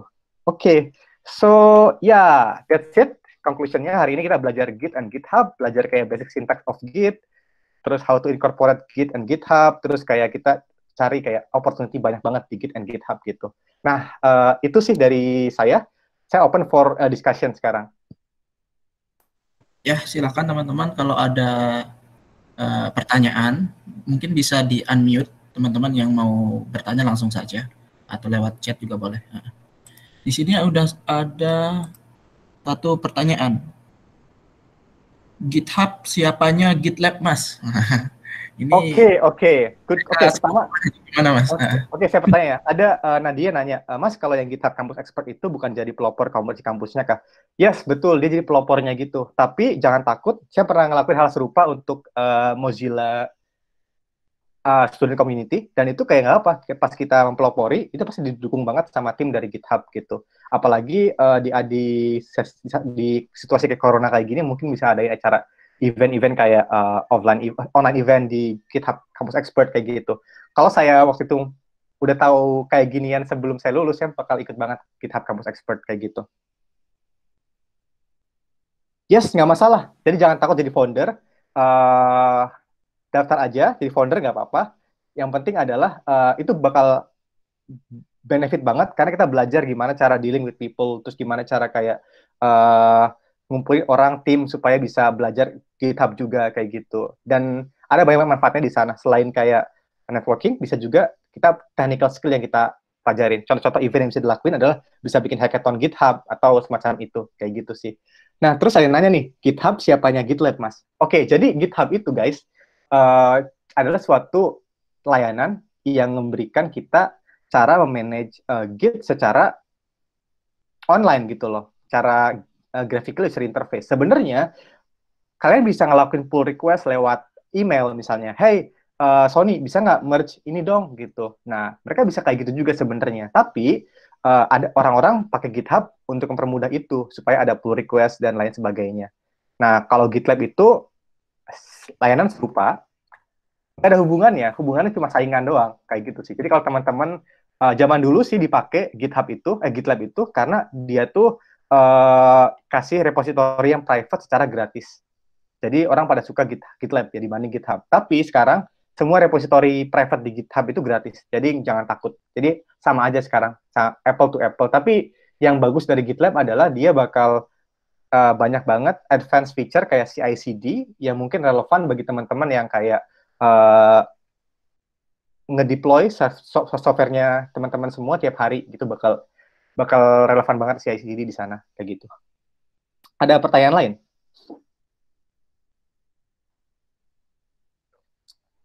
Ya. Boleh ya, masih ada waktu 10 menit lagi ya kalau nggak salah ya. Ini ada dari Mas Afif. Mas mau nanya sedikit OOT tapi masih nyambung. Gimana kalau misal udah Git flow rilis sampai start finish, apakah versi dari aplikasi atau library kita bisa ngikut tag yang diberikan ketika rilis finish? Kalau bisa, caranya gimana Mas gitu? Tapi oke, dia bahas Git flow. Jadi Git flow itu kan implementasi flow dari Git yang orang lain kayak ada suatu kayak komunitas yang bikin itu gitu ya. Sebenarnya saya bukan pengikut Git flow banget, tapi kalau dia ini saya asumsikan dia pakai Git flow termasuk Git flow command lainnya. Terus habis itu dia udah Git flow rilis start sampai finish, apakah versi dari aplikasi library kita bisa ikut tag yang kita berikan ketika rilis finish? Kalau bisa itu caranya gimana? Bisa ngikut tag yang kita berikan ketika rilis. Actually kan sebenarnya tuh ya, kalau di Git itu semua tuh berasal daripada commit. Commit itu ada namanya commit hash ya. Jadi gini teman-teman, saya buka lagi sebentar ya. Jadi Git tag itu atau Git branch sebenarnya tuh cuma kayak alias aja dari Git commit yang kita punya. Jadi kalau saya cd ke development, cool, live coding, kode repo pertama, saya besarin dulu. Oke. Kalau saya git log, ini ada commit nih. Nah, kalau teman-teman nanti bikin tag itu kayak apa? Kayak gini teman-teman, saya bikin tag ya misalnya di sini. Tanggal berapa sekarang? Misalnya tanggal 19. Saya bikin misalnya rilis pertama gitu ya. Nggak tahu persisnya apa kayak yang di Git flow, tapi sebenarnya kalau kita git log itu tag itu kan associate ke commit kita yang sekarang. Jadi sebenarnya kita bisa start dari tag itu kalau mau. Tinggal start dari tag itu aja. Kita terusin lagi aja kayak gitu, nggak apa-apa. Dari commit yang sekarang, tag yang sekarang ini di check out aja. Habis itu kita bisa lanjutin di sana. Semoga menjawab sih. Terus ada pertanyaan lagi ya tentang kalau GitHub Campus Expert apakah harus berlanjut komunitasnya? Well, saya belum pernah banget terjun ke Campus Expert, tapi kalau dari programnya sih biasanya kalau bisa berlanjut ya.